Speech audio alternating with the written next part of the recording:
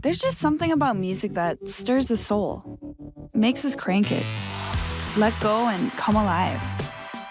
This is what makes life, right? Yet what if too much of a good thing today could make us miss out on life tomorrow? 1 in 5 American teenagers now has some type of hearing loss. Loud noise is the most common cause. And these days, we're plugged in louder and longer than ever. Let's hear for life. Turn the volume down. Hey, how's it going? My name is Wills Lacrosse, and we're having the tulip field here in Georgia. We have planted 21,000 tulips to see if we can light up the spring for flowers this year. It's an experiment in terror. It took us 2 weeks to plant all these tulips. We ordered them from Amsterdam. We also received several from Texas tulips. And so we planted them in this field 6 inches apart, and it was a horrible thing to do because it was muddy and wet in the winter when we planted them in between Christmas and New Year's. But as you can see right now, it's just a beautiful field. We're real excited about them. We're going to open up the field for everyone to buy their tulips next weekend, or this coming up weekend, which will be March 26th, Saturday and Sunday, from 10 to 4. There's a chance we might be open the following week depending on whether the tulips last or not. So if you're out and about, or you're a tulip lover like we are, then come on by and check out our tulip field. We are located at 5185 Bice Road. That's B-U-I-C-E, Bice Road, and we're in Johns Creek. Google is on Google Maps. It's real easily identified in Google Maps. So if you have Google Maps, it'll take you right here to the field. We have ample parking, and there's a $3 entry fee into the field for picture taking. We have a fire pit that I'm sitting right next to. We have an angel and a park bench that you can take pictures of the family, and the tulips are $2.50 per tulip. So come on down. Okay, and I just drove here from Monroe, so about an hour and 10-minute drive will get you here. Right, from Monroe it's about an hour and 10 minutes, and be a nice Sunday or a nice Saturday drive. So come on by. We've grown sunflowers in the summer. We're trying tulips this spring. All righty. Thank you, Mr. Lacrosse. Oh, you're welcome. Welcome. Contrary to popular belief, we do everything we can to get our dogs adopted. I think right now we're about a 98% live release rate on dogs. That means that every 100 dogs that come in, we're getting 98 of them out of there. Whether they're going to be reclaimed by the owner, adopted, or sent to a rescue group. So they get, the other 2% are like bite cases, aggressive dogs that we cannot adopt out. I mean, it's not good to take a dog that we know is aggressive towards people and try to adopt it out. So unfortunately, those would have to be euthanized. Not the best part of my job, don't enjoy doing it. Still bothers me to this day after 20 plus years of doing it. It's not something that I enjoy, not something that any of my people in my department enjoy, but it's part of the job. So with that being said, we work with a lot of rescue groups to be able to get that amount of animals out every month. So I don't know. If anybody has any questions, yes. I don't have candy. I have to ask Patrice for candy where she went. How much money does it take to adopt a dog or any animal? All right, so our adoption fee is $50. Yeah, it's $50 whether you want a dog or a cat, or sometimes we get other animals in from time to time. And that $50, we give you a voucher that pays for $15 towards a 1-year rabies vaccination. So the vets normally start out between $15 and $20. We'll cover $15 of that, so you get that voucher to them. And you have to sign a contract to have the animal spayed or neutered within 30 days. If it's 3 months old, then you'll have a little bit longer. It's 30 days of sexual maturity. And so anything over 6 months old is 30 days. Before that, just depending on how old it is. And unfortunately, some people, there's an application process. We have an application process, so we post my assistant director takes pictures of all the animals. He puts them on the internet. He'll put videos up there. He puts all the information so that somebody can look at it and say, okay, this is a good dog or not a good dog for me. Well, if you see a dog you like, you fill out the application online. It gets emailed to us. We get sometimes 1 application per dog, sometimes we get 75 applications for a dog. Just depends on the animal. And we go through there and we pick out the best one. It works out the best because we don't want the animal to be brought back to us. So anyway, so you get approved for that, you come meet the animal, and then you pay your $50 and you can take your animal home with you. Any other questions? Yes, ma'am. Where would you go to apply for it? Where do you go apply for it? I guess they go to the Human Resources Department to apply for the positions up there. I don't think they do it online or not. I'm not sure. What are you talking about? To the county website too, sure. Talking about the employment. Oh, we also, I will tell you this, so not only do we just pick up dogs, we enforce state and local laws. I have people sitting in prison for mistreating their animals. I've got people sitting in jail. We issue lots of tickets. We try, just like we are law enforcement when it comes to animals. We're a public safety department. If they call us at 3 o'clock in the morning for whatever, for the cow running loose, that was a very fun thing to deal with, because animals don't like to listen.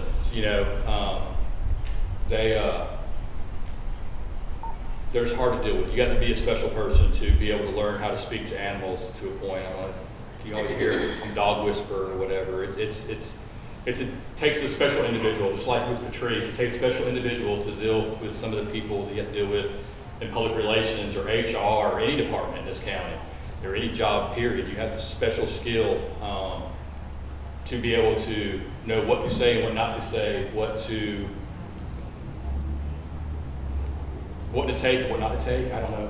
It's a very fine line, because you know that you want to say this, but you can't say that.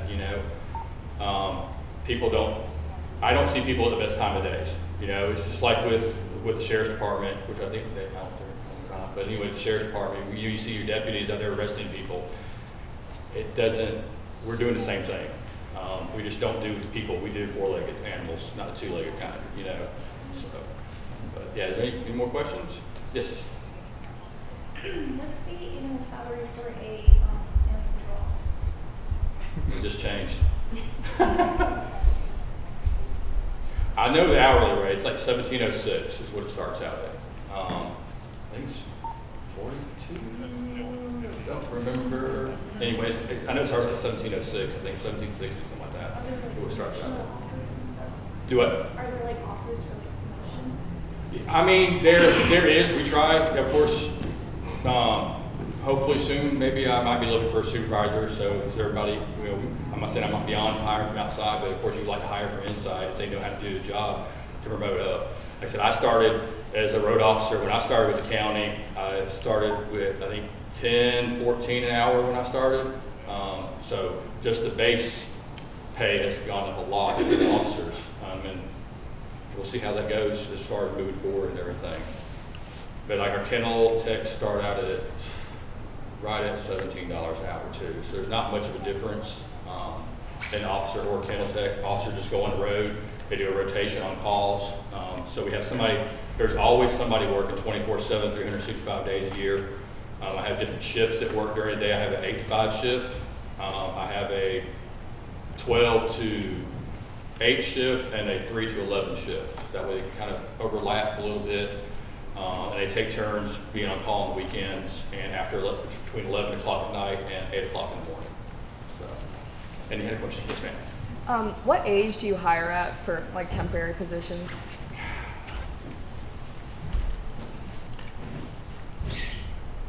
I don't know the answer to that. I think I can hire 16 and up for a kennel tech position if they're not driving a county vehicle. It just depends on what kind of schedule they can work out. I'm not beyond hiring anybody. I feel that we need to hire younger people.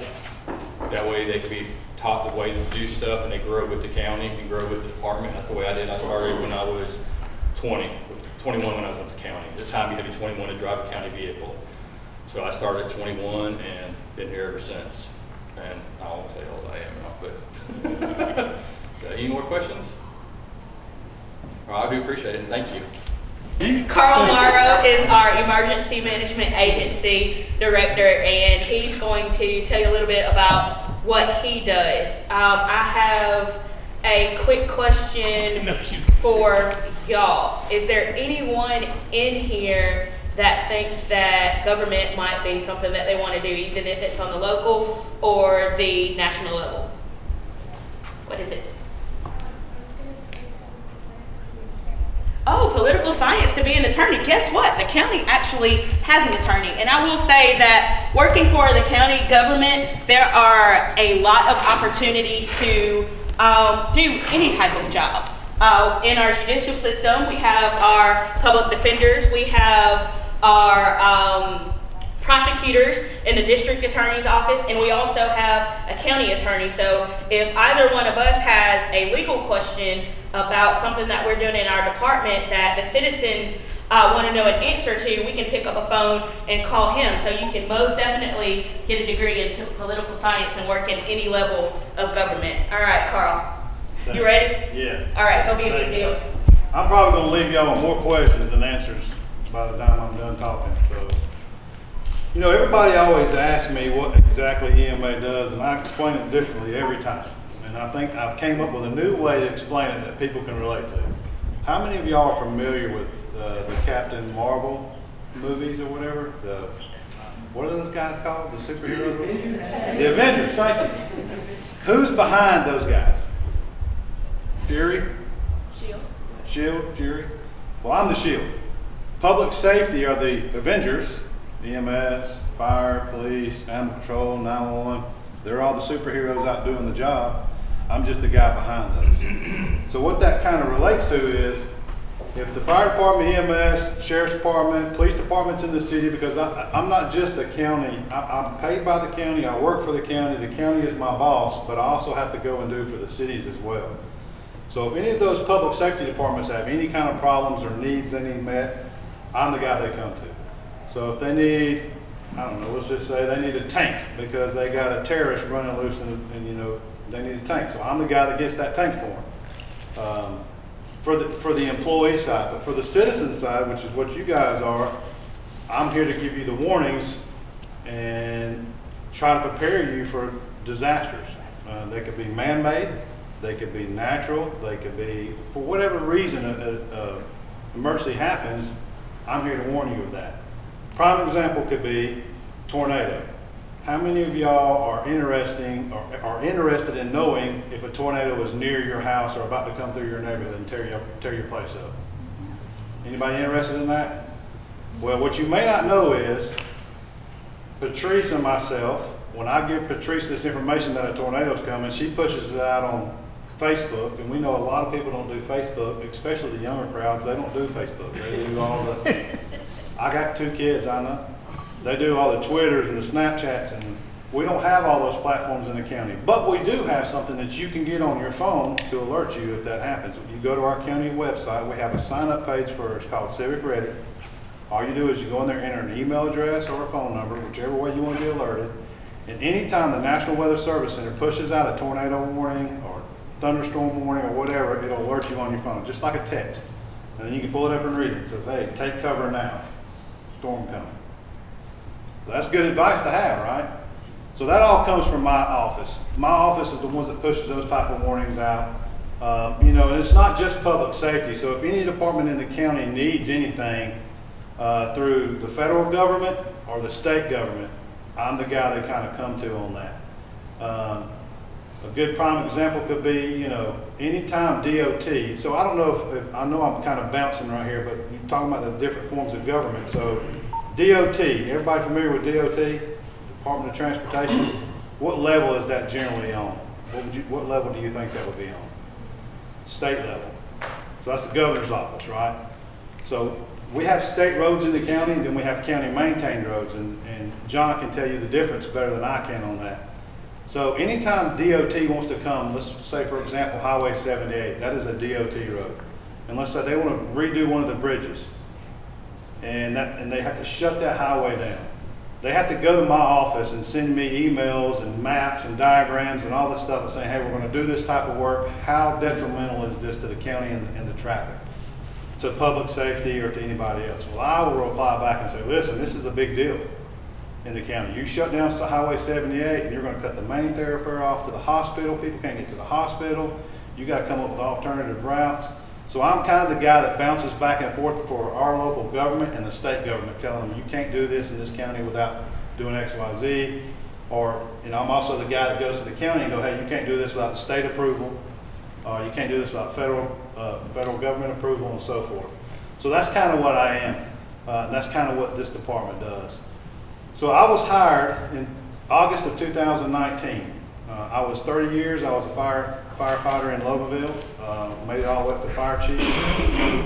This position became available. I was interested in it. I was tired of doing the fire thing, and I got hired here in 2019. I was here 6 months, and COVID hit. So needless to say, I didn't even get my feet up under me in this job before I had a federal disaster on my hands. And that's kind of a big deal for a Department of One. At the time I was a Department of One, I've since hired an administrative assistant, but she's more clerical and office work, and still I'm the only one out in the field. So I was here 6 months, COVID hit. The worst pandemic this state has seen in my lifetime, and I know it's y'all's lifetime as well. So what do I do during all this? Each department has to, you know, we had certain guidelines we had to follow. As y'all know, wash your hands, social distance, wear a mask, wear gloves, do X, Y, Z, all the regulations that were set forth by CDC and the federal government and state governments and all that. I'm the guy that makes sure that each department has the proper equipment to be able to maintain a readiness, so they're able to still work and do what they're supposed to do to keep the offices open for the public. Prime example is mask and gloves for the tag office, so they can get you a tag whenever it's time to renew your tag. That's the kind of stuff that I did during COVID, and just making sure that everybody was equipped and supplied, and make sure that any time a new order came down, that the county was following that order, and finding ways to make sure we stayed in line with the federal government. Also at the end, which is what I just did, I don't have to, but I apply to the federal government to get reimbursed all the money the county spent on COVID or any federally declared emergency. So, anybody want to take a wild stab at how much money you think this county spent for COVID in 3 years? So 20, 21, and then now 22. Anybody want to take a wild guess on how many, with the dollar amount? 30-something departments, go ahead. You say around $1 million? Around $1 million, not quite. $545,000 is what the county spent on the departments, on the public, to maintain COVID accommodations. Now keep in mind, my department did, through EMS and a couple other departments, we did a vaccine clinic. So when they were offering vaccines, we had a vaccine clinic, a drive-through vaccine clinic. You were able to get online, schedule an appointment, come drive through, get your vaccines. We rescheduled, you came by and got your other vaccine. I never did open a COVID testing site for the public because I just couldn't do that. I've been overwhelmed. But I did, however, acquire tests for employees, because for a while there, employees were starting to sick out with COVID, and they couldn't find anywhere to test. They were having the same problems as everybody else was having, finding COVID tests to come back to work. So I grabbed a bunch of tests up, and I started testing the employees in-house so they could get clearance to come back to work and carry on their daily operations. So $545,000 is what I just submitted to the federal government, saying, hey, this is how much money we spent. We need to be reimbursed this much. They'll only reimburse us about 75% of that money. It's not 100%. So we only get about 75% of it, which is not a bad gig. I mean, honestly, that's the majority of the money back. But anything could be a federally declared emergency, and it has to be a federally declared emergency. This is from the president. This is an emergency for the state of Georgia. That's when we get reimbursed. If the governor says, hey, this is a state of emergency, we don't typically get reimbursed. Now, our chairman can say, we have a local state of emergency. Something big could be happening in Walton County, and he can say, we have a local state of emergency.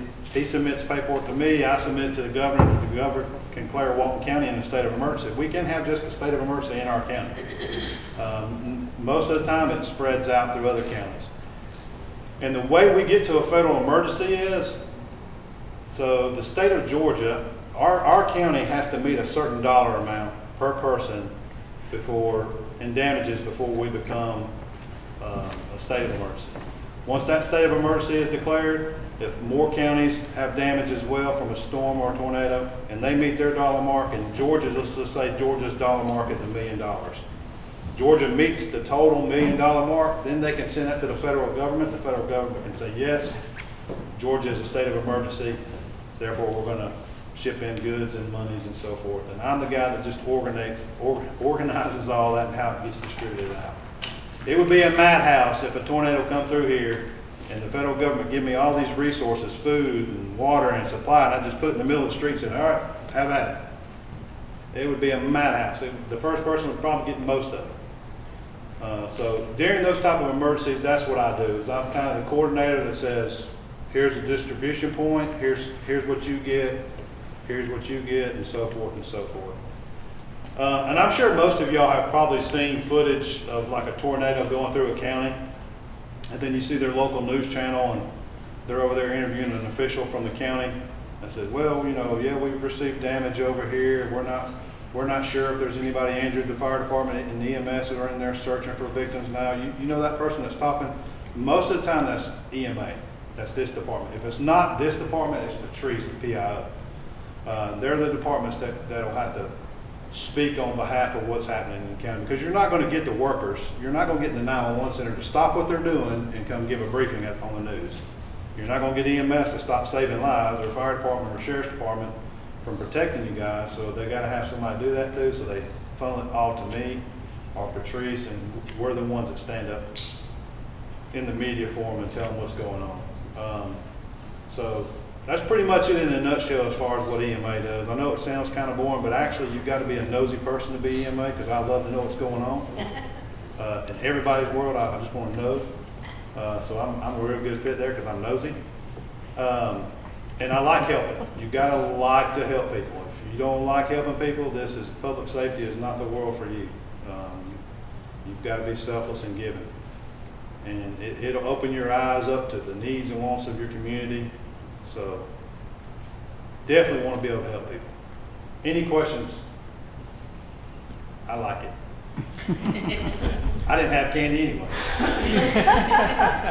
And that is the Assistant Director for Emergency Medical Services, Mr. No, I'm not reading. I can't even see that far back with my glasses on. No, Jody Carter. He's giving me a hard time, so give him a hard time back for me, okay? Like she said, I'm the Assistant Director for Walton County EMS. My director is the gentleman with a beard next door to me. We have to do a lot of continuing education, so he's not here because he's teaching our advanced cardiac life support today to our employees, because they had to keep renewing their license, keep updating. But as far as Walton County EMS goes, we have 7 med units, 24/7 a day, hours a day, 7 days a week. We have director, Mr. Allman, myself. We have administrative assistant. We have 3 shift supervisors, 1 for each shift. We have A, B, and C shifts. We have over 70-something employees between paramedic, advanced EMTs. Some of those are temporary paramedics, some are temporary EMTs. It doesn't really mean what it sounds like as far as temporary. They work where they're not just going to fall off and end. It's just a label for them as far as benefits goes. We're advanced life support ambulances. Each ambulance is supplied with a paramedic, EMT at the minimum. With a 911 ambulance service for Walton County.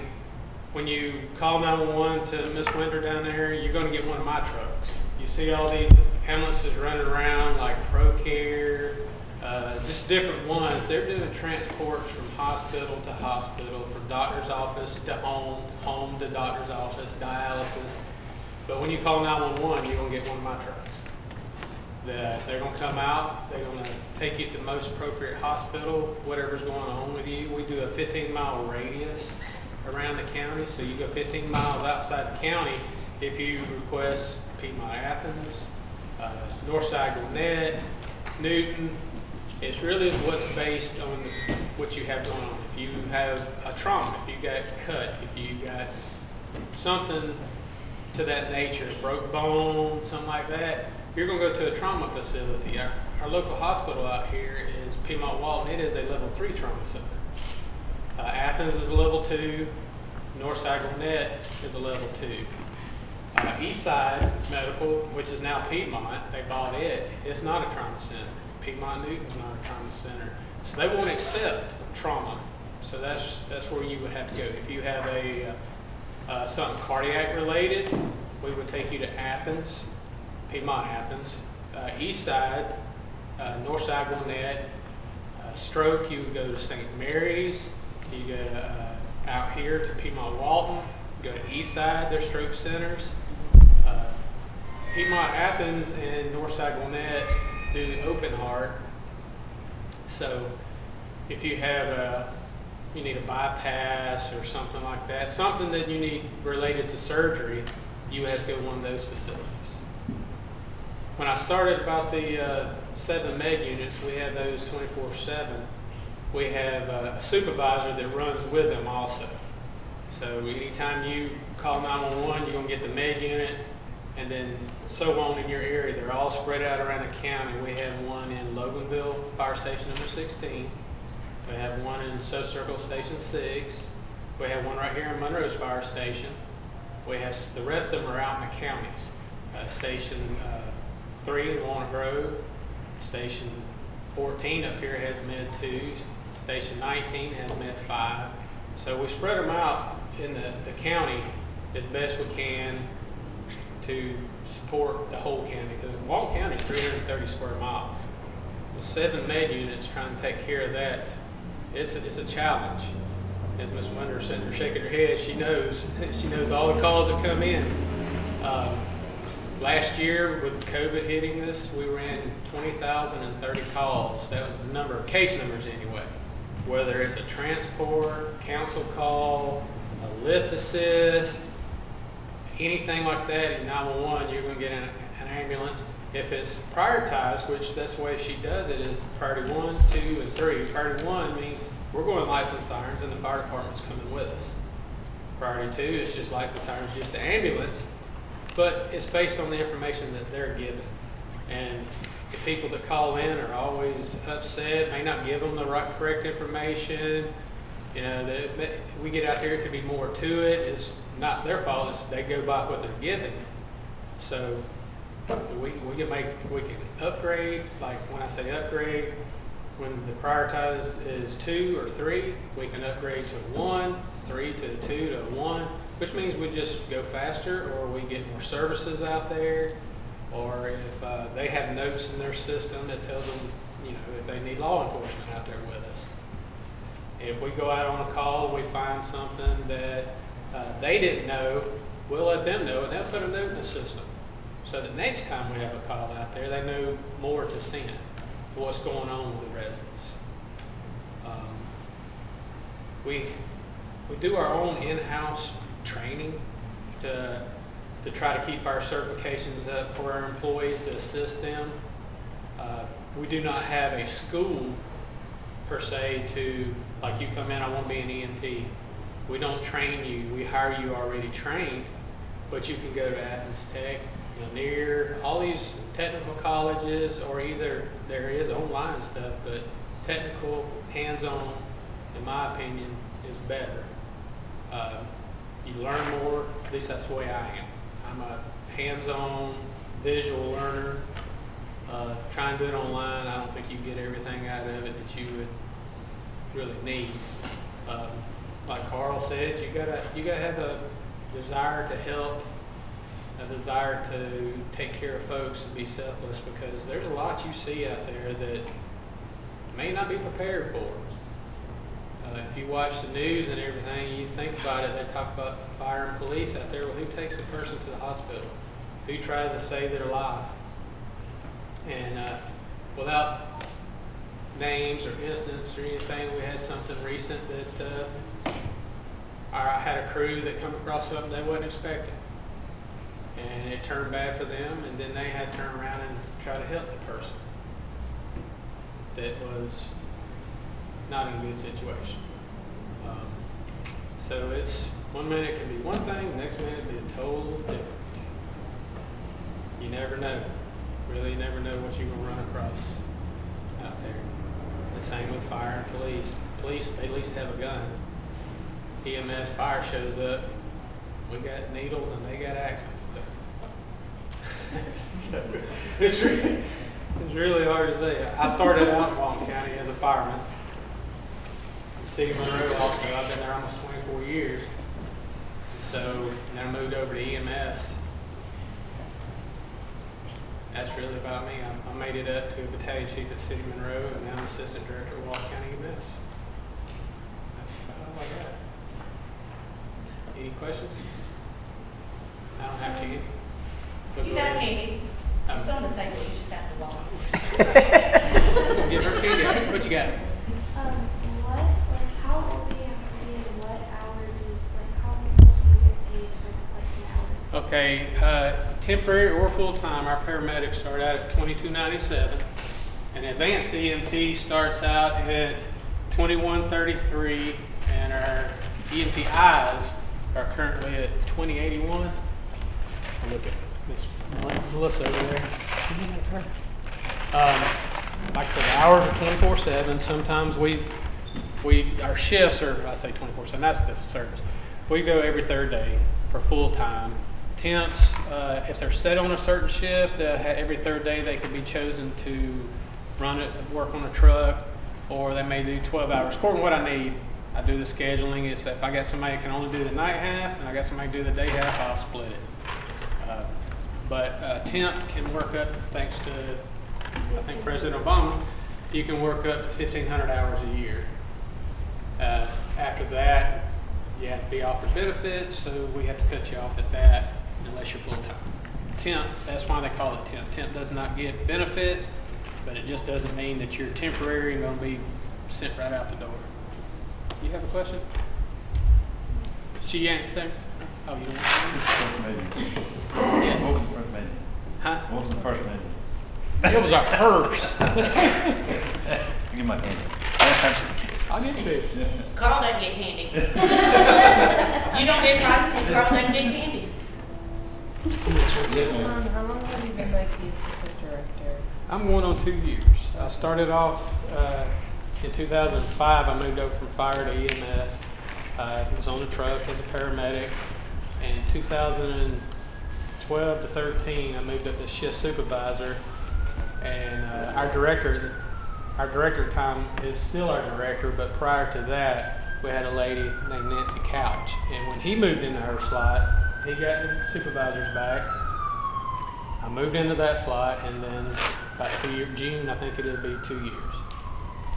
And you can have the key. Back to the initial question that you had, their shifts are normally 24-hour shifts. Yes. So they don't split them up unless somebody needs a half shift. And you have to be 18 or 21? 21 to drive. 21 to drive. What's the 18 position? Like, if you're 18, what can you do? Nothing with us really, because you got to be able to drive. Everybody has to be able to drive. Do you need like specific certifications? Or? Yes, you can't work for us unless you're an advanced EMT, which is the new EMT. If you're an EMTI, it means you've had it for a while, but you have to be a minimum EMTI. They have EMTB and EMR, which we don't employ EMTBs because all they really can do is drive and CPR.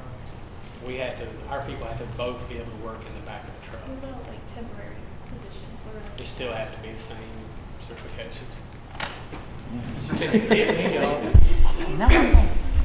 Okay, so hypothetically, when you're at a scene and if the citizen is incapacitated or they can't fully function or they refuse, what is that? Well, if they can't fully function or anything like that, they can't refuse. The implied consent will take you, because you can't make your own decisions. We'll take you to the hospital. We take it as you implied that I would want help. You have to be able to answer certain questions like your name, your date of birth, where you live, just stuff like that you would only know. She's gonna get me, ego, hurry up. Before you can refuse. Okay. Next question will be without candy. before I get in trouble. Okay. So what situation would require firefighters to be involved? Chest pain, difficulty breathing, trauma, a large patient. It's really whatever's going on with them. I mean, blood sugar, diabetic. If their sugar's so low, they won't be able to talk, or so it's a safe haul. We may get there and be able to handle it, but it's better to have it coming than not. And a large patient, we would have to have help. We only have 2 people in there anyway. Like my uncle, he was very sick, and my mom called the ambulance, and she was like, because we have family that live around us, and so my mom asked if y'all could like not turn on the sirens. Are y'all allowed to? No, we're going to follow our dispatch. If we're dispatch priority 1 or 2, we have that all the time. We have some facilities that doesn't want it to happen because for whatever reason they're worried about other people, but that's our means to get to you faster. We have to alert. We can't just turn on the lights. It's illegal. You have to have sirens and lights. You can't do one or the other. So to get to you faster, to take care of your problem, we're going to follow. If Ms. Winder dispatches us priority 1 or 2, we're coming lights or sirens. That's what I tell my people. We got some, like I said, some facilities that request it, but we follow our protocols and county policies. Well, that's it. Thank you. Jody. You're welcome. All y'all want. Next person that's coming up is my dear friend. She makes sure that I follow the rules and that I don't get in trouble, and I adore her so. She's our Human Resources Director, and her name is Melissa Russ. Thank you. You're welcome. Thank you. Good morning. How are you all? Good. Good. When you think of human resources, what comes to mind? Toby from the office. I'm sorry. Toby from the office. I still didn't understand. Toby from the office. Oh, Show okay. Yeah. Okay. Anything else? Do you know what human resources, what we do? Basically just like handle problems within the workplace and handle like disagreements or like complaints and stuff. Absolutely, and a lot more. Human resources, we have 5 positions in human resources. We have myself, Human Resources Director. We have an Assistant Human Resources Director. We have a Benefits Analyst. We have an HR Specialist, and we have an HR Coordinator.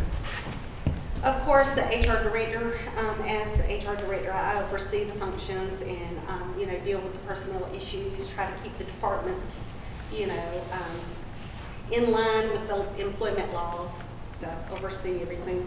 The Assistant Director, she fills in when I'm out of the office, and, she handles all the open records requests. So we do have open records requests from the public, asking, what does such and such make, what are our benefits, so we have to do those. Position control, she processes all of the paperwork to pass on down to the rest of the staff. We have a benefits analyst. She is responsible for retirement, wellness, insurance, employee insurance benefits, dental benefits, vision, all of that good stuff. We have an HR specialist. She processes all the new hires. She does all the new hire orientations for new hire employees for the departments. She does the family medical leave paperwork when someone's out or they have a family member that needs to go out, to take care of the family. She also does all the workers' comp and incident reports for if an employee gets injured. And we have an HR coordinator. She or he, it's actually vacant right now, will be the first person that you see when you go into the Human Resources office, and he or she will be taking the applications, greeting the visitors, posting all of the jobs. So that's how the Human Resources Department is organized. We are responsible for maintaining compliance with employment laws and government regulations. We provide resources for administering benefits, policies, and procedures, and we try to provide a safe and helpful work environment in all of the departments, including human resources. And we also recruit qualified individuals and retain valuable employees. Right now, we have approximately 836 employees that work for Walton County in various departments. We have currently about 24 vacant jobs. So if you're interested in working for Walton County, whether it be, some of the departments that you've heard or you will hear, you can go on our Walton County website page, go to the jobs link, and you can see all the jobs that are vacant. Okay. And as Patrice said, she does post those on social media as well. All right, let's see. Do you all have any questions for me? That's basically, the human resources. The website, I don't know if Ms. Patrice could pull it up, but all of our jobs are posted there, and we do have them broken up by like public safety, fire and EMS, other departments, public works, sheriff's office. So I'll let her pull those up and kind of show you that way if you're interested. And then if you just scroll down to the bottom, there's a quick link to jobs. You think I know how to work the website since I'm the one that does it, right?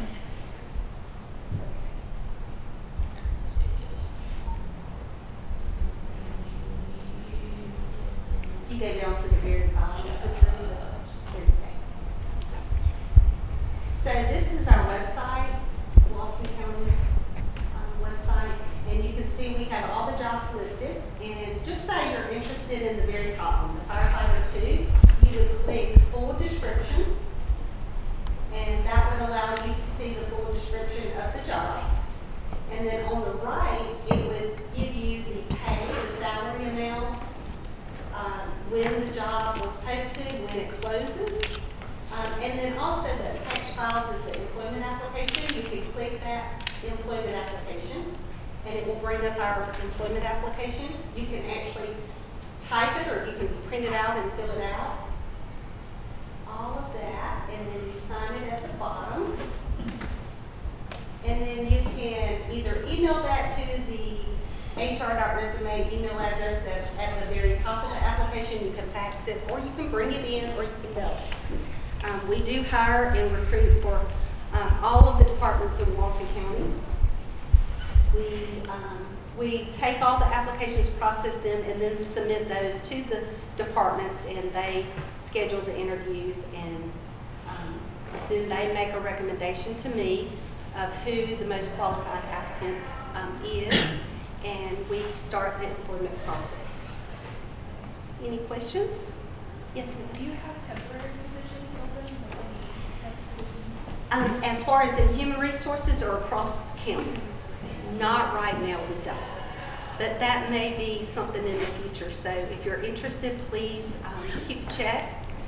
Or feel free to come in, and I would love to sit down and talk with you and see, what your interests are. Well, it just depends on what you're interested in. If you're interested in, say, courts, we have jobs in the clerk of court's office. That would be a good start. If you're interested in more of the administrative side, human resources is a great place to start.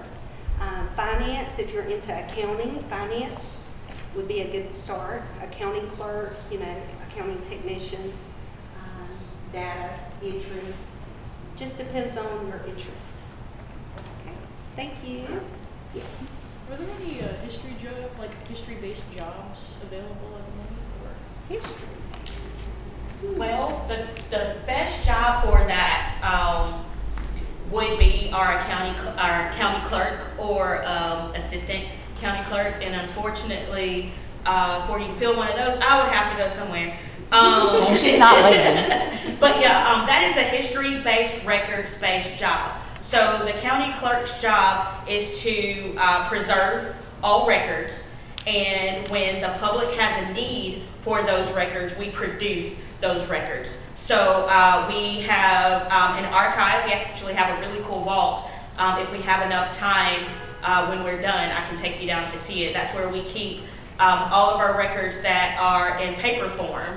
And you can search for public records online through our meeting minutes and agendas service portal, where you can search for keywords, phrases, and all of that. So if you're into history and you want to learn about the county, then that is a great place to start. I've been with the county for 3 years now, and I have learned so much in those 3 years just by going and looking through records and reading records and producing those records for the public or any other departments that need them. Good question. Well, thank you, and I hope you all enjoyed today. And we do have a table at the, is it the? Meridian. So feel free to go by. She's the HR specialist in Human Resources. Go by and say hello to Kyla. Okay? Thank you.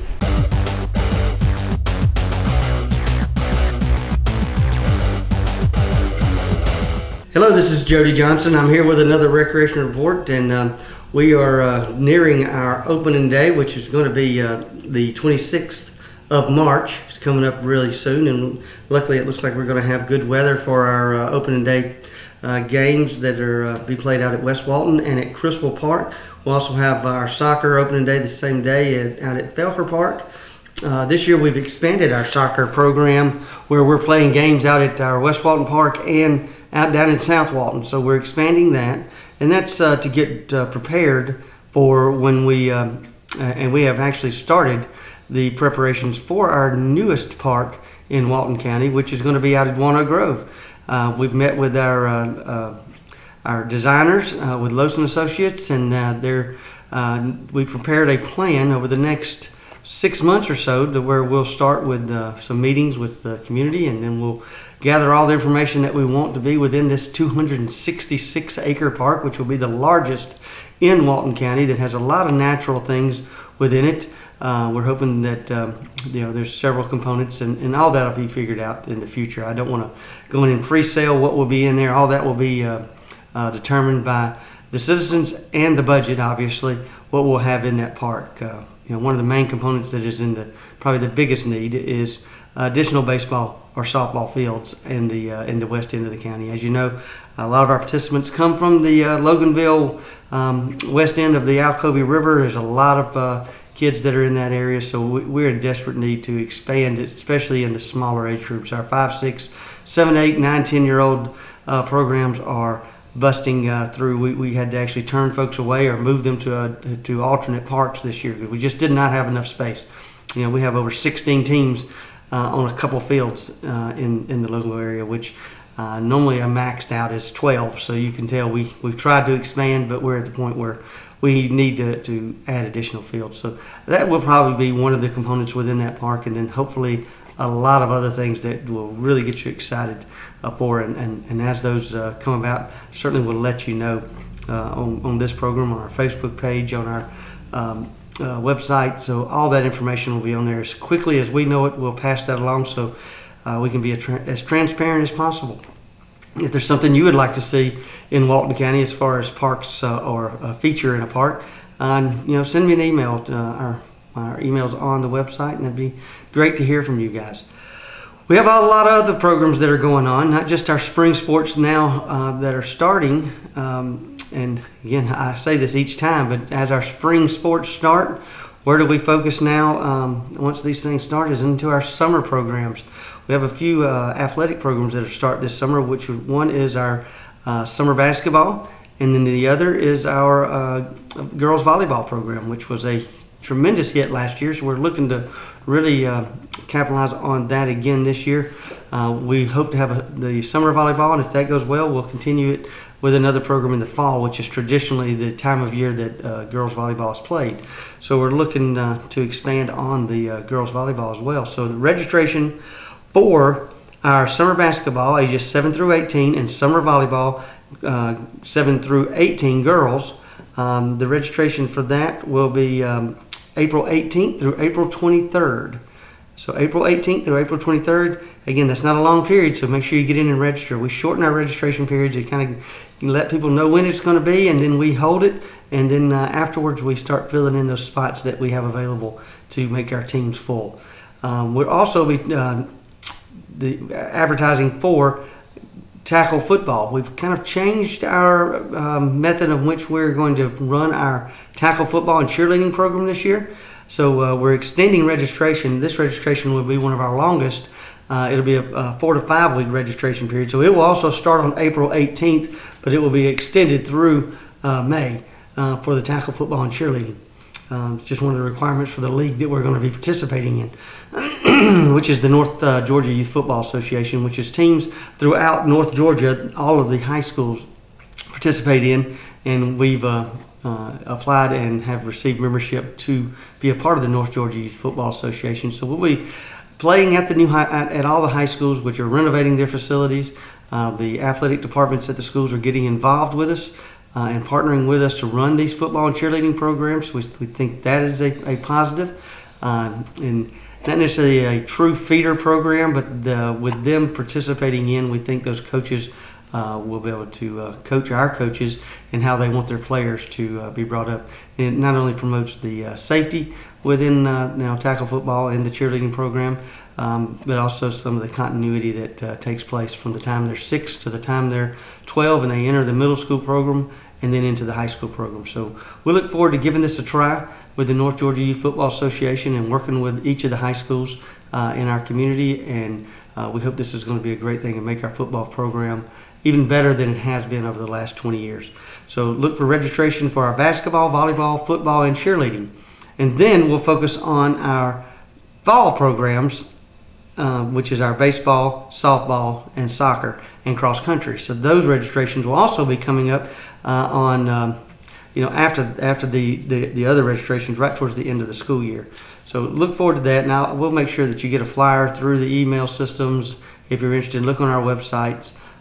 We make sure that everybody understands what's going on. But I wanted to just touch base some of the things that are going on with our sports programs. We also look forward to opening up Ayers Park, which is our splash pad, which was also a huge success last year. 15,000 people came through the doors to attend the splash pad, and we're going to open up May 10th as the date. Obviously weather will play a part in that. But we believe that it'll be warming up, and we'll open up in the afternoons and Saturdays and Sundays. I think May 10th is a Saturday, so we'll open it up that day, and then we'll open it up through the nighttime from like 3 to 6, 4 to 6 in the evenings until school is out, and then we'll be opening from 10 until 6. There's a lot of private rentals that are being done now, so if you're interested in having a birthday party or a reunion or something out at the Splash Park, please give us a call or an email, and we'll get you on the calendar for that, because they are going fast. We do that from 6 o'clock, after the 6 o'clock, so from 6:30 till dark, we'll have the private rentals for the Splash Park. That was very popular last year. A lot of birthday parties, they utilize the pavilions, and then they can kind of have the Splash Park to themselves. Another program that we've got going on is our fishing derby, which will be Saturday, May 14th at Meridian Park. So that'll be from 6 a.m. to 12 p.m. So Saturday, May 14th is the fishing derby out at Meridian Park. We stock that pond every year with about 2,000 catfish. We try to keep people out of there, and we feed them, get them grown a little bit, and then there's a lot of catfish caught. So, and last year the biggest one was a bass that was extremely big. So it was probably feeding on a lot of those little catfish that we've been putting in there for years. So we had like a 7 or 8 pound bass that was brought out of there last year. So there are some big fish in our ponds. A lot of people catch and release anyway. So we do have a lot of catfish and a lot of bass, brim in the Meridian Park. We eventually will be expanding this fishing derby to the South Walton area once we complete the park there. So I will switch to that. We have a lot of parks that are starting to come online. One being a expansion of Ayers Park. We've now got pickleball. We've got 4 pickleball courts that are extremely nice. They're right adjacent between the parking lot and the splash pad. So there's 4 pickleball courts, and what I've seen there, they've been used very well by the community in that area, and people have actually been driving towards them. They're very nice pickleball courts. If you're interested in that, we have the rules to pickleball if it's not on our website now, it will be, and then we have them posted out at the pickleball courts. It's similar to tennis in a way. It's kind of tennis and ping pong and badminton all kind of mixed together. It's played on the size of a badminton court, and you play it kind of like ping pong. So there's very similar rules to all those things. But it's a very fun sport. You don't have to move around a whole lot. A lot of seniors very much enjoy playing it. But myself enjoyed it as well. I went out opening day and played, and to be honest, I thought I was in better shape than I was. I was extremely sore the next day from playing, and only played 4 or 5 games, but didn't realize that those little small movements do add up. So be wary of that. There is some exercise involved in playing pickleball. So I encourage everyone to get out and be active and enjoy the weather. I know we're in pollen season, but it's a great time to be outside when the weather's not too extremely hot. So get out and enjoy that. The walking track is open out there. The Frisbee golf course is open out at Ayers Park. The dog park obviously is open, and then the splash park will be open in May 10th. So a lot of things that are unique to Walton County we have out there at Ayers Park. So hopefully you'll enjoy that. Again, the fishing derby's coming up. It's another outdoor sport on May 14th. And then our South Walton Community Center, it has been delayed a few times, but we are looking at a May 1st date to open the newest community center with all of the exercise equipment, the walking track and the offices, the gymnasium, a couple of community rooms. So we have a lot of, it's a very pretty, very unique looking piece of land and facility. So it's going to be something very nice to add to all of our park systems here in Walton County. So a lot going on, and we look to the future with our new Walnut Grove Park coming up, and I certainly will be broadcasting that out as we learn what's going to be in it. So come out and enjoy what we have to offer here in Walton County. Go to our website, go to our Facebook page at Walton County Parks and Recreation. There's a lot of information we try to share on that. So as always, remember, sportsmanship starts at home, and we look forward to seeing you at a park. Thank you.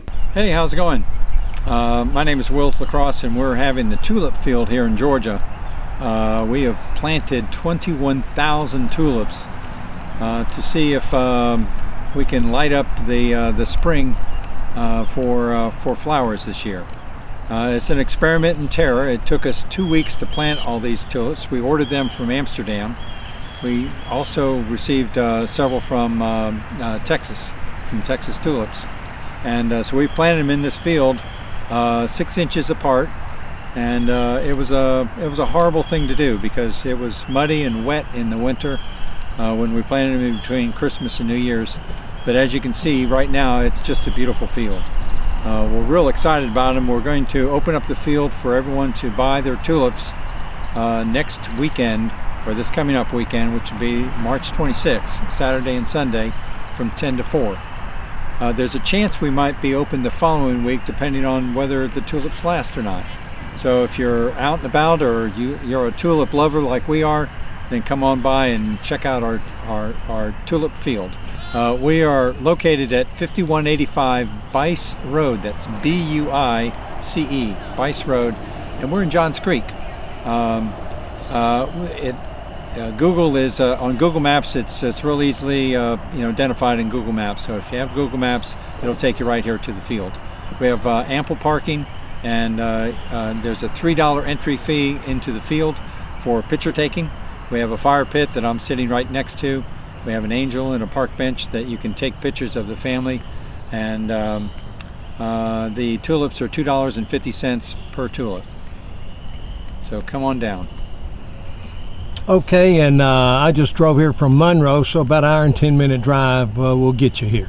Right, from Monroe it's about an hour and 10 minutes, and be a nice Sunday or a nice Saturday drive. So come on by. We've grown sunflowers in the summer. We're trying tulips this spring. All righty. Thank you, Mr. Lacrosse. Oh, you're welcome. Welcome.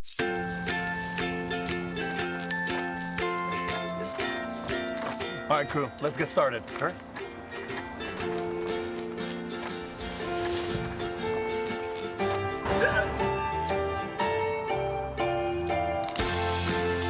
Don't ignore the law. You must call 811 at least 2 to 3 days before any digging project so you can avoid hitting our essential buried utilities. For digging projects big or small, make the call to 811.